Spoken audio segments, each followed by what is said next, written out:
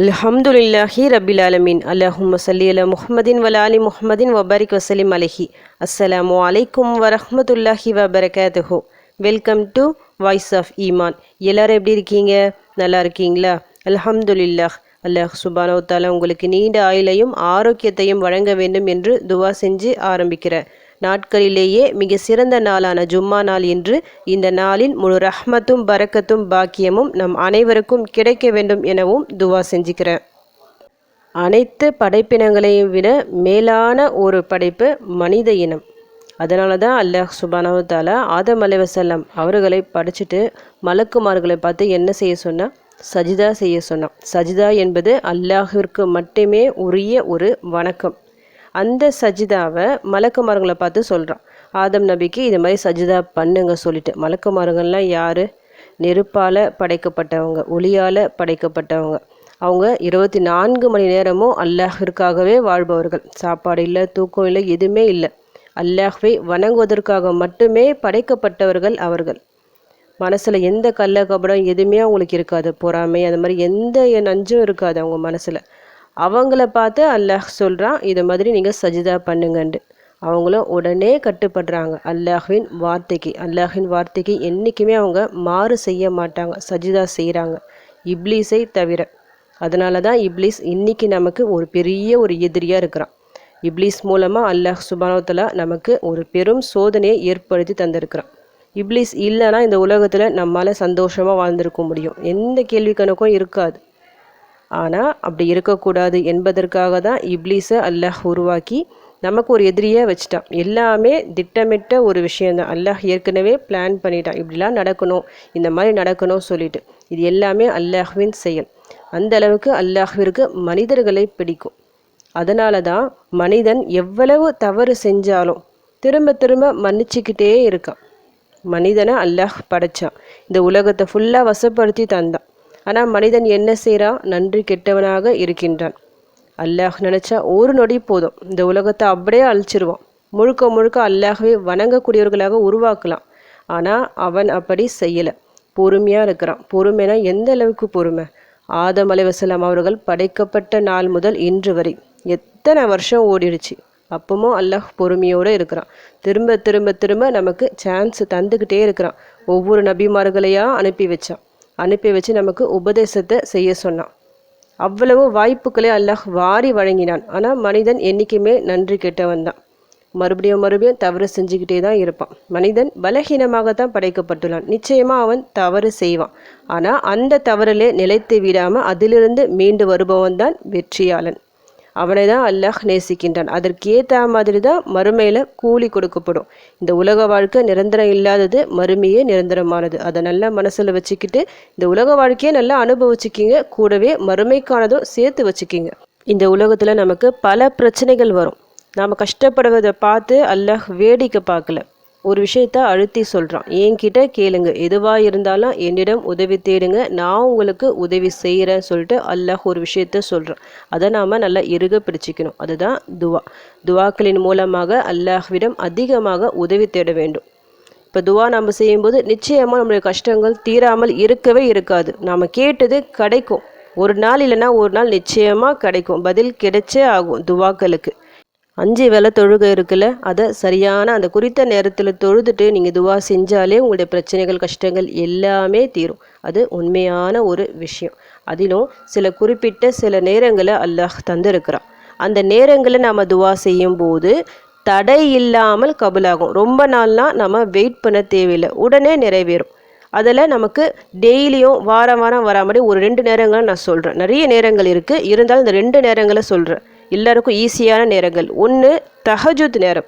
இரவின் பிற்பகுதியில் அல்லாஹ் வரான், 3இல் 1 பகுதியில் வரான். அதாவது ஒரு நைட்டு ஒரு 1 to ஒரு 4ன்னு வச்சுக்கிங்க. அந்த நேரத்தில் உங்களுக்கு ஏதாவது தேவையாக கேட்குறான். அந்த நேரத்தில் எழுந்து நீங்கள் தொழுதுட்டு துவா செஞ்சுட்டு அல்லாஹிடம் உதவி தேடும்போது உடனடியாக உங்கள் கஷ்டங்கள் தீரும். அது ஒன்று. இது நிறைய பேருக்கு சிரமமாக இருக்கலாம். இன்னொரு நேரத்தை சொல்கிறேன், இது எல்லாராலையும் ஈஸியாக செய்யக்கூடிய நேரம். அது ஜும்மா நாளில் ஒரு நேரம். அது ஜும்மா நாளில் ஒரு நேரம் இருக்குது. அந்த நேரத்தில் நம்ம என்ன கேட்டாலும் அதை அல்லாஹ் தருவான். ஆனால் குறைந்த நேரம்.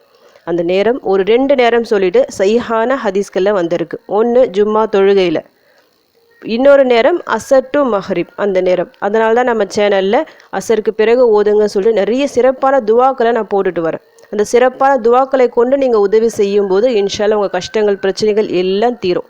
ஒவ்வொரு ஜும்மா அன்னைக்கும் இந்த வாய்ப்பை சரியாக பயன்படுத்திக்கிங்க. அல்லாஹ் தந்த வாய்ப்பு இது, என்றைக்குமே வீணாக்காதீங்க. இன்றைக்கும் ஒரு சிறந்த துவாவை சொல்ல போகிறோம். ரப்பனா துவா. இது ரப்பனா துவாக்களுக்கு சொல்லிட்டு தனி சிறப்பு இருக்குது. குரானில் ஒரு 40 துவாக்கள் கிட்டே இருக்குது ரப்பனா துவாக்கள் சொல்லிட்டு. அதில் இருக்கிற ஒரு துவாவை தான் இன்றைக்கி நான் சொல்ல போகிறேன். இந்த துவாவிற்கு ஒரு ஸ்பெஷல் இருக்குது. ஃபஸ்ட்டு நான் துவாவை சொல்லிவிட்டு பிறகு நான் சொல்கிறேன். இந்த பதிவை பார்த்த இந்த ஒரு நொடியை உங்களுக்கு நன்மை கிடைக்க வேண்டும் என்ற ஒரு அடிப்படையில் இந்த துவாவை நான் 11 முறை ஓத போகிறேன். சின்ன துவா தான், ரொம்பலாம் உங்களுக்கு டைம் எடுக்காது. கொஞ்சம் நேரத்தை ஒதுக்கி இந்த துவாவை என் கூட சேர்ந்து ஓதுங்க. கண்டிப்பாக உங்களுக்கு இன்ஷா அல்லாஹ் இன்னைக்கு பலன் கிடைச்சே தீரும். இப்போ அந்த துவா என்ன சொல்லிட்டு உங்களுக்கு நான் ஓதி காமிக்கிறேன். ரப்பனா அலைக்க தவக்கல்னா வ இலைக்க அனப்னா வ இலைக்கல் மசீர்.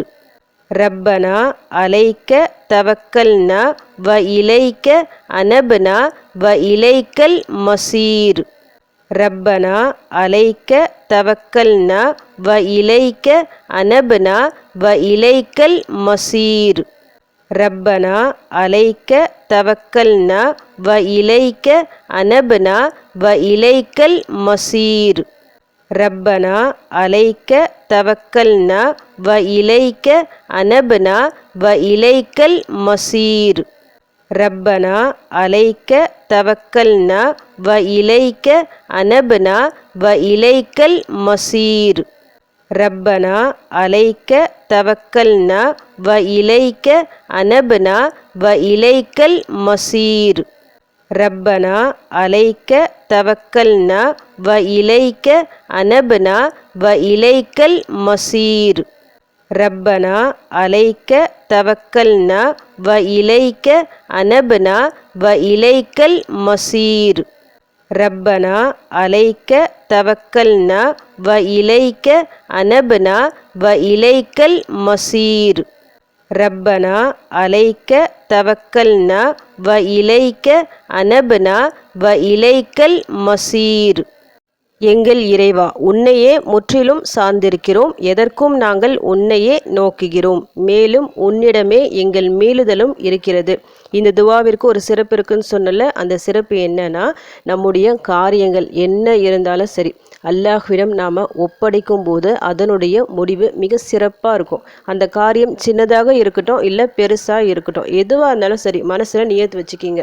நான் உங்ககிட்ட இந்த விஷயத்தை ஒப்படைக்கிறேன் யா அல்லாஹ், இதில் எனக்கு வெற்றியை கொடு சொல்லி நீங்கள் நியத்து வச்சு ஓதும் போது கண்டிப்பாக அந்த காரியம் சக்ஸஸ்ஃபுல் தான். இப்போ உங்களுக்கு ஒரு தீர்க்க முடியாத ஒரு பிரச்சனை இருக்குது, இல்லை ஒரு பெரிய ஒரு தேவை நிறைவேற வேண்டியிருக்குன்னு நினச்சிக்கிங்க. அதை நியத்தை வச்சுக்கிட்டு அல்லாஹ் கிட்ட ஒப்படைச்சிருங்க. இந்த ஒரு துவாவை ஓதிட்டு நான் 11 முறை ஓதிக்கிறேன். நீங்கள் இன்னும் எக்ஸ்ட்ரா அதிகமாக ஓதிக்கிங்க. ஓதுறதுக்கு முன்னாடி சலவாத் ஓதிக்கிங்க. ஓதிட்ட பிறகும் சலாவாத் ஓதி நல்லா துவா செய்யுங்க. சஜிதால துவா செய்யுங்க. அசர் டு மஹ்ரிப் இந்த நேரத்தை என்றைக்குமே விட்டுடாதீங்க. ஒரு நொடியை கூட வேஸ்ட் பண்ணிடாதீங்க. வேஸ்ட் பண்ணாமல் நல்லா துவா செஞ்சுக்கிட்டே இருங்க. நிச்சயமாக அந்த காரியத்தில் உங்களுக்கு வெற்றி கிடைக்கும். உங்களுக்கு ஏதாவது முசீபத்து பிரச்சனைகள் கஷ்டங்கள் இருந்தாலும் அதிலிருந்து விடுபட அல்லாஹ் ஒரு நல்ல ஒரு வழியை உங்களுக்கு காட்டுவான். பெரிய தேவை ஆக வேண்டி இருந்தாலும் சரி அது நிறைவேறுவதற்கான 100% சாத்தியக்கூறுகள் இருக்கும். இந்த துவாவிற்கு நிறைய சிறப்புகள் இருக்குது. இதை ஓதி பார்த்தா உங்களுக்கே புரியும். அவ்வளவு சிறந்த துவா. மனப்பாடம் செஞ்சு கூட வச்சுக்கிங்க. நிறைய தேவைகளுக்கு இதை நீங்கள் ஓதி அல்லாஹ்விடம் உதவி கேட்கலாம்.